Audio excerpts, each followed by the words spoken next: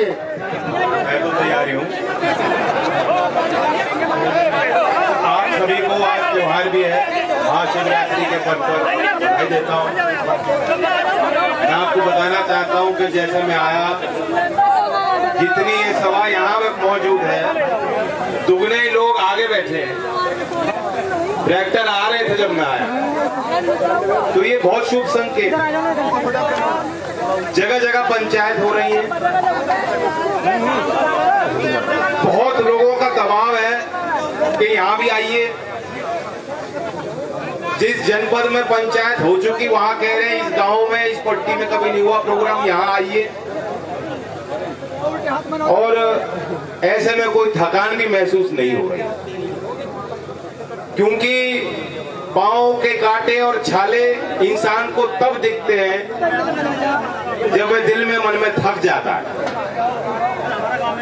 आप खड़े हो देश के किसान को हिम्मत देने के लिए, जो किसान 100 दिन से ज्यादा सड़कों पे हैं,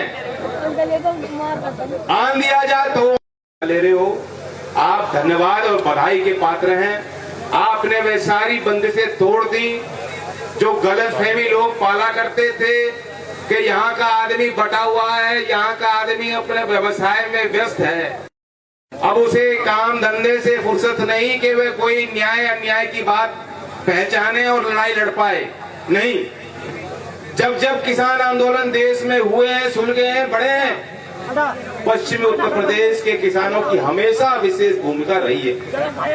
चौधरी चरण सिंह जी के समय से माया त्यागी कांड पे आपने जब जेल भरी थी, और यहाँ तो पूरा मसला हमारा है, पूरी बात हमारी है, हमारे खून की पुकार है। जो लोग हमसे टक्कर लेना चाहते हैं वह कहते हैं कि ये किसान नहीं, उन्हें किसान नहीं दिख रहे। मैं उन्हें कहना चाहता हूं, मुझे आप इंसान नहीं दिख रहे हो, आपकी इंसानियत खत्म हो चुकी है। जो लोग हरियाणा के कृषि मंत्री हैं, कितनी बेहूदी बात, सड़क पे बैठे किसान भी देश के हैं, वे भी आपके। वोट दी हो ना दी हो, देंगे नहीं देंगे, आपकी जिम्मेदारी उनके प्रति बनती है। कृषि मंत्री वहां कहते हैं कि 250 से ज्यादा आदमी, जब उनसे पूछा गया कि आपका क्या कहना है, उनका ये तो मर रहे, रोज मर रहे, ये अपने गांव में रहते, घर में रहते, वहां भी मरते। बहुत आपत्तिजनक बात है, ये कोई साधारण बात नहीं, कोई आम आदमी ऐसी बात बोल ही नहीं सकता। वह आदमी जो एक भी दिन धरने पर ना गया हो, वह आदमी जिसने जीवन में एक भी दिन खेती किसानी ना की हो, वह भी अगर उससे पूछा जाएगा, वह कहेगा बुरा हो रहा है किसानों के साथ। और इनके अंदर इतना अहंकार भर गया। हम लोग तो उम्मीद कर रहे थे कि हरियाणा में कुछ ना कुछ परिवर्तन होगा। 55 विधायकों ने वोट दे दी, अब भी कितना अहंकार भर गया इनके अंदर, कितनी गलतफहमी इन्होंने पाल ली। ये हमेशा नहीं रहती, ये सत्ता ये जनता का आशीर्वाद है, जब देती है विश्वास के साथ, लेकिन जहां तय कर दे तो ले भी सकती है वापस। आपने वहां तो अपना जो है जीत लिया चुनाव, लेकिन मैं एक एक विधायक को हिदायत दे रहा हूं, कह रहा हूं, समय रहते अब भी जो है सुधर जाओ, क्योंकि वहां सदन के अंदर की वोट आप जीत गए, वहां विश्वास मत आप जीत गए, लेकिन देश के किसानों का विश्वास आप खो चुके हो। आप बीजेपी के नेताओं को जो बहुत बड़ा गुलामी का बोझ सह रहे हैं, थोड़ी बहुत रीढ़ की हड्डी दिखाओ। कभी तो कुछ ये मौके हैं, आओ दिखाओ कि तुम्हारा खून गर्म है, तुम्हें आगे बढ़कर हिस्सा लेना चाहिए, किसानों के साथ आना चाहिए। और मैं आपसे कह रहा हूं, फैसला तो जनता ले चुकी है, ये पहली सभा नहीं, पंचायत नहीं, लगातार जैसे जैसे हम जा रहे हैं मैं महसूस कर रहा हूं। पहले इन्होंने कहा साहब पश्चिमी यूपी में कुछ नहीं हो रहा, तो यहाँ होने लगी बड़ी बड़ी सभा पंचायत। फिर उन्होंने कहा ये जाटों का आंदोलन है, यहाँ देख लो सब जाति के सब वर्ग के लोग, गिनती कर लो कौन क्या है, कैसे पहचान करोगे। फिर उन्होंने कहा ये तो पश्चिम के कुछ लोग कर रहे हैं। वहां बस्ती में भी पंचायत हो गई। 15 तारीख को मैं वहां टांडा में कार्यक्रम करने जा रहा हूं। 20 तारीख को प्रयागराज में किसान पंचायत होगी। वहां देख लो कितने जाट हैं। जाति का सवाल तुम उछाल के ये सोच रहे हो कि बाकी लोग हमारे पक्ष में हो जाए, लेकिन जो लोग एक समुदाय को या जाति को घेर के अपनी राजनीतिक रोटियां सेकना चाहते हैं, मैं बताना चाहता हूं उनको कि ये जो चेतना जागी है ये हटने वाली नहीं। जो लोग कह रहे हैं कि 6 महीने पीछे और होगा, ठीक है, अभी भावनाएं जो है भड़क गई हैं, लोग अभी नाराज हैं, भूल जाएंगे। मैं आपको बताना चाहता हूं जय श्री राम पे चुनाव नहीं होगा। चुनाव छोटा हो बड़ा हो, 22 का हो 24 का हो, ये जो पंचायत का होने जा रहा उसका हो, ये बात समझ लो।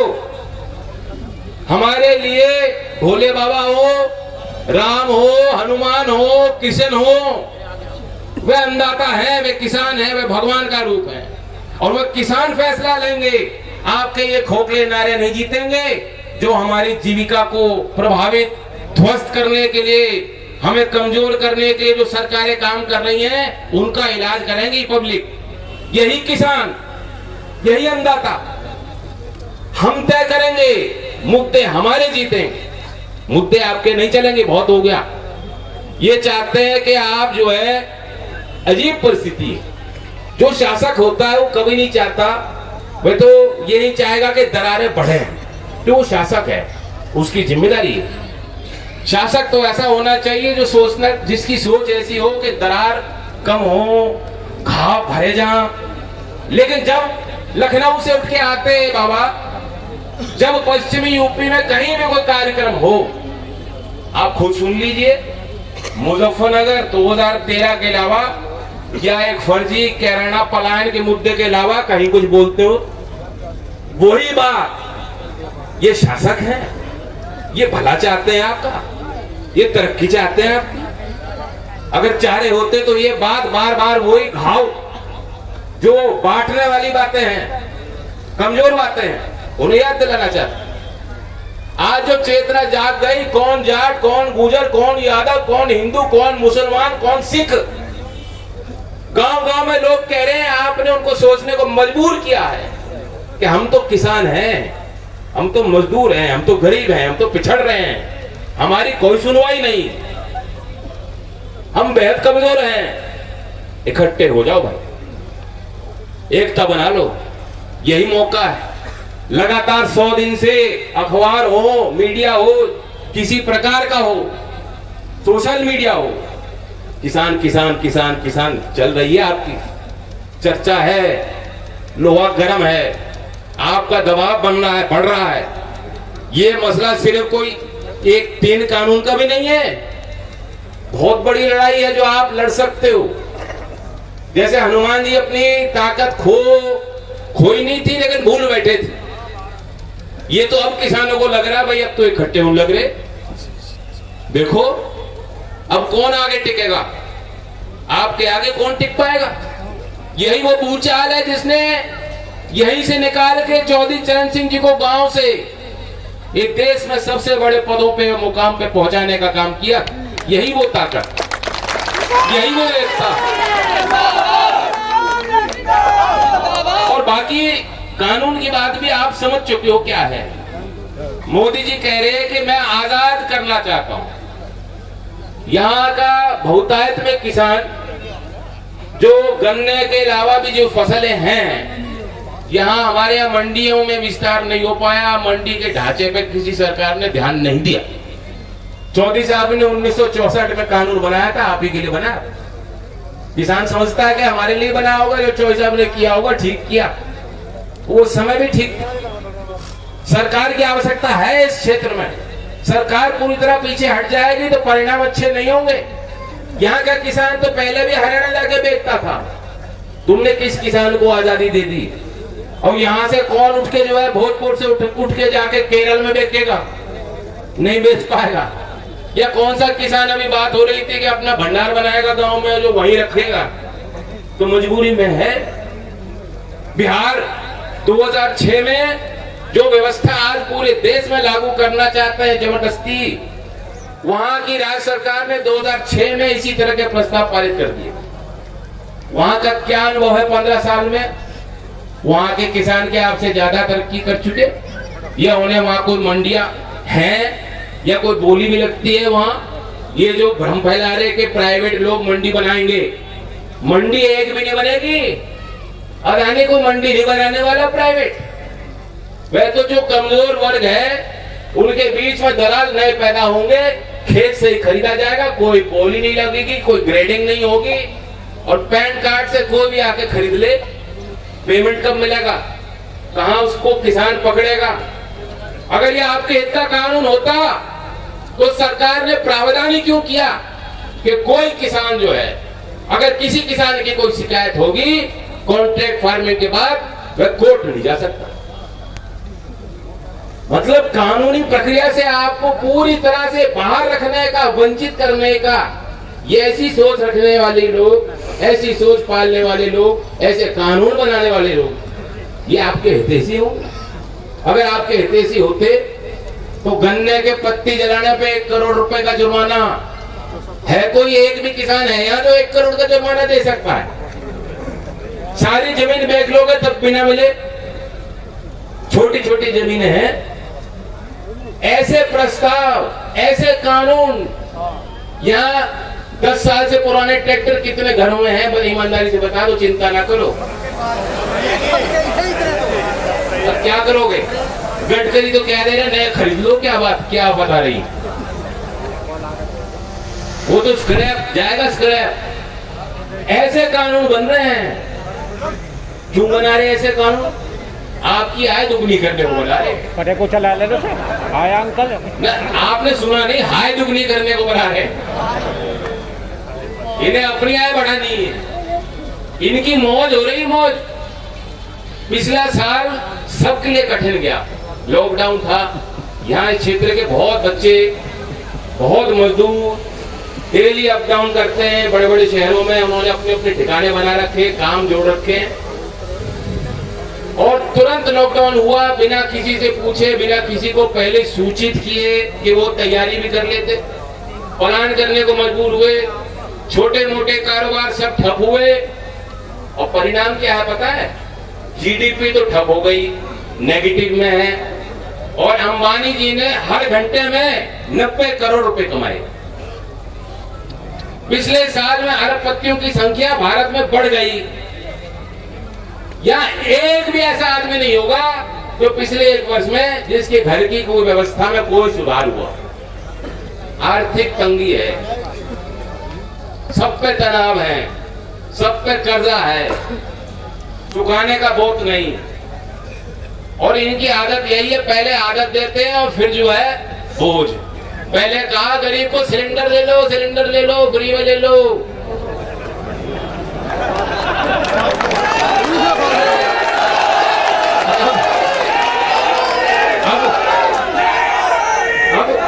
अब कह रहे नाली चल तो रही गांव में, वहीं पाइप लगा लो। मोदी जी साइंटिस्ट हैं, फिर उन्होंने कहा मीटर लगाओ भाई, गरीब के घर में कभी बिजली का मीटर नहीं लगा। अब इस सड़क को देख लो, सड़क के लिए 8 साल पहले हम और आपने पद यात्रा की थी यहीं, तब ये बनी नहीं थी, शुरुआत बनी हुई थी इसकी।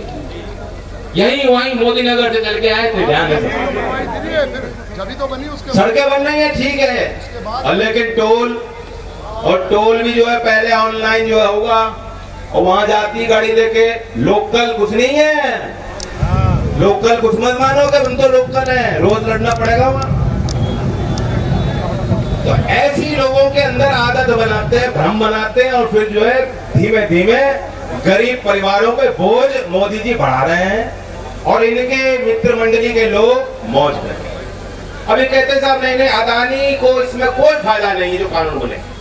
अदानी के पास रेल है, अदानी के पास पोर्ट है, अदानी पहले ही एफसीआई के गोदामों में सारा काम उन्होंने ले रखा है, जमीनें ले रखी है बड़े पैमाने पे कि यहाँ जो है गोदाम बनेंगे।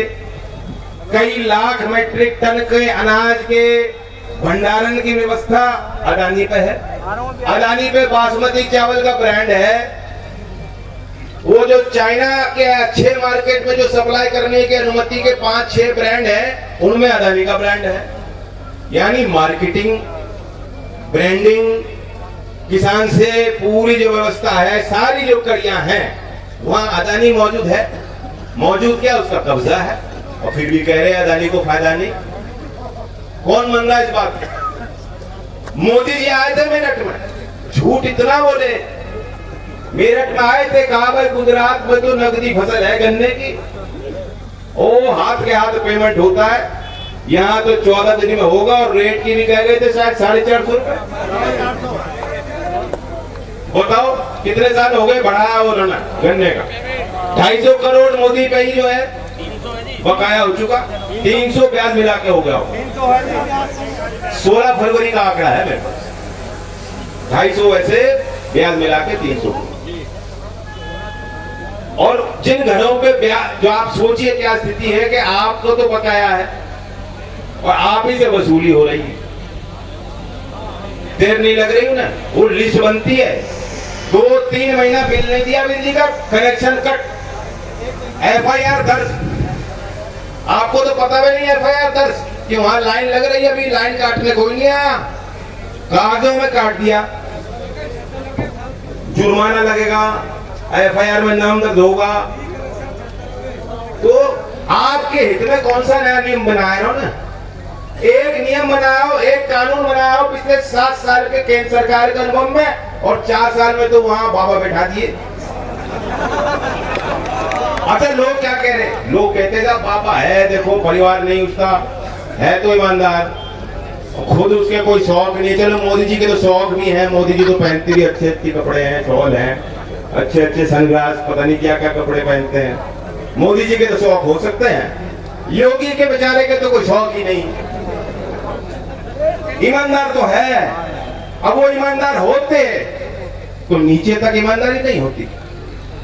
चौधरी चरण सिंह ईमानदार थे, और जब वे ऊपर बैठते थे तो नीचे तक ईमानदारी पहुंचती थी।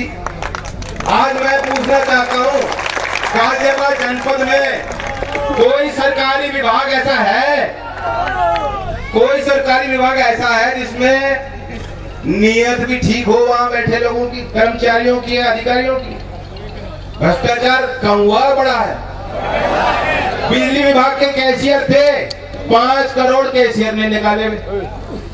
2 SHO थे यहाँ, 25,000 के इनामे दोनों पाए गए। यहाँ सब विभागों में वही नंगा नाच, मुरादनगर की वो शर्मसार करने वाली घटना है। 24 लोगों की हत्या की गई है। और मुझे बताओ, एक भी भ्रष्टाचारी के खिलाफ कोई गाज गिरी है, कोई सजा किसी को मिली है? मिलने की भी नहीं। तो ये कहां ईमानदार? ये तो ईमानदार भी नहीं। जो झूठ बोलता आदमी वैसे ईमानदार नहीं हो सकता। और जो किसान को झूठ बोलता हो, जो आपको झूठ बोलता हो, जो देश के भाग्य विधाताओं को झूठ बोलता हो दिन रात।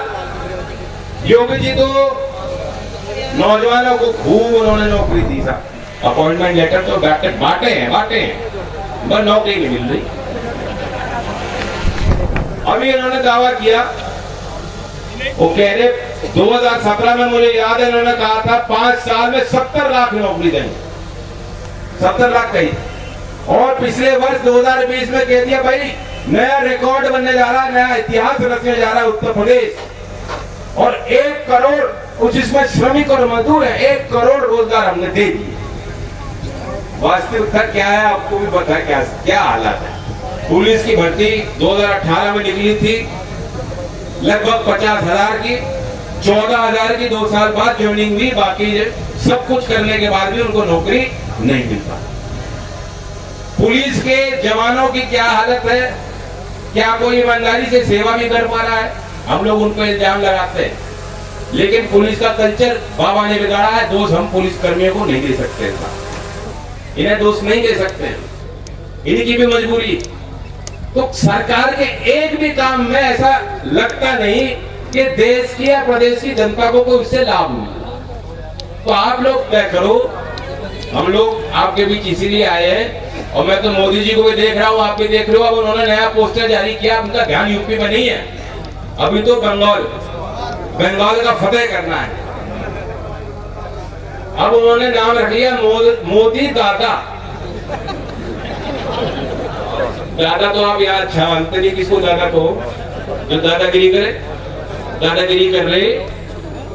और आपने देखा है इनको जो चेहरा भी बदल गया पिछले 6 महीने में। बचपन में एक किस्सा चलता था पिनोकियो का, नौजवान जानते होंगे। पिनोकियो था एक कैरेक्टर, जितना झूठ बोलता था उसकी नाक लंबी होती जाती थी। अब इनका क्या लंबा हो रहा बताओ।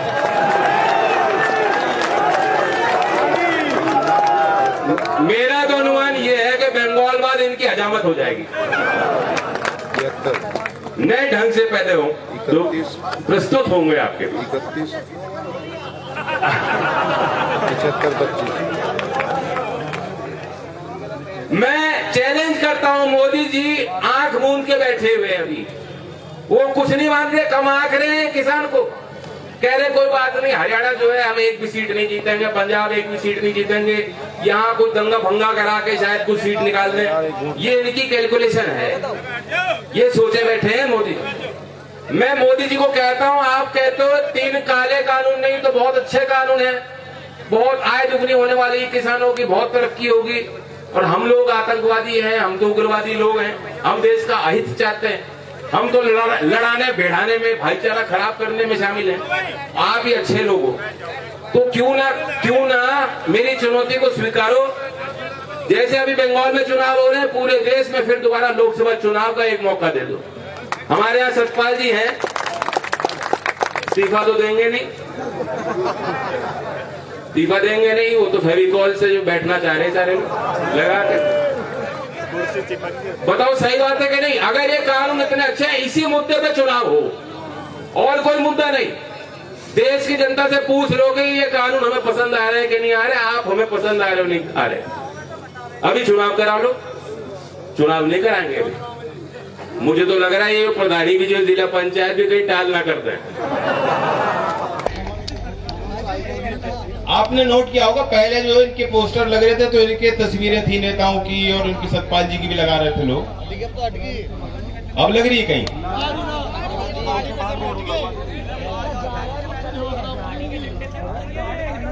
मैं आपको सतर्क करने आया हूं, कहीं भी अगर गलती हो गई, भूल चूक हो गई, क्या आप सोचो हमारे गांव का प्रत्याशी उसे दे दो, क्योंकि ये ऐसे चुनाव है स्थानीय स्तर के गांव के चुनाव, उनमें दखल वैसे में देनी नहीं चाहिए, ये आपके फैसले हों।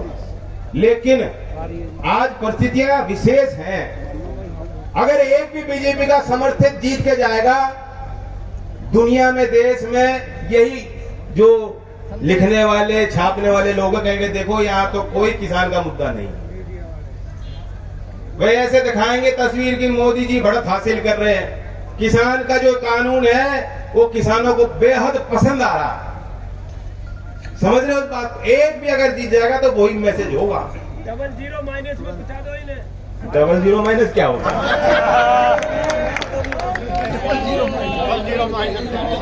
आज पंचायत है, मैं अपनी तरफ से कुछ प्रस्ताव रखना चाहता हूं, बात तो बहुत हुई, और उससे पहले मैं नौजवानों को बताना चाहता हूं कि हमें और आपको मिलकर ही काम करना है। आज एक नए कार्यक्रम की शुरुआत यहाँ इस क्षेत्र से, भोजपुर से करने जा रहे हैं, क्योंकि एक लगाव है, आत्मीयता है, अपना मान के आप यहाँ कार्यक्रम में आ रहे हो, बढ़ चढ़ के हिस्सा ले रहे हो, और वही भावना बहुत पवित्र है, उसका सम्मान रखने के लिए यही कार्यक्रम के बाद, मैं यहाँ कोई अपनी बात रखने बोलने नहीं है, मैं आपसे मिलने आया हूँ।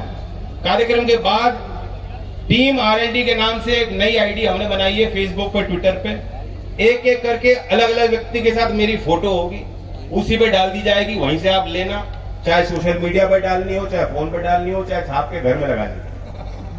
लेकिन मैं यही कहना चाह रहा हूं कि आप सेल्फी लेते हैं, सेल्फी भी लीजिए, लेकिन वहां फोटो आपसे मिलेंगे। अब मैं 3 प्रस्ताव यहां रखना चाहता हूं। नंबर 1, ये कानून, ये पंचायत अपना सहमति दर्ज कर देना हाथ उठा के, ये पंचायत का निर्णय है कि जो काले कानून है ये असंवैधानिक है, ये किसान के विरोध में है। किसान को किसी से, चाहे छोटा हो चाहे बड़ा हो, किसी को लाभ मिलने वाला नहीं।